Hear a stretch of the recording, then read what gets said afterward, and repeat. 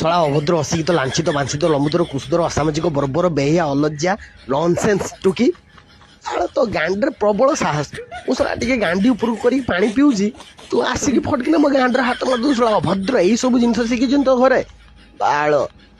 ବାଳରେ ବାନ୍ଧିକି ନାଳରେ ଫୋପାଡ଼ି ଦେବି ରେ ଝିଅ, ବାଳରେ ବାନ୍ଧିକି ନାଳରେ ଫୋପାଡ଼ି ଦେବି। ନାମ ନବୁ, ମୁଁ ହେଲି ମାଙ୍କଡ଼, ଗାଣ୍ଡି ମାରି କରିଦେବି ପୁରା କାଙ୍କଡ଼ ଥର।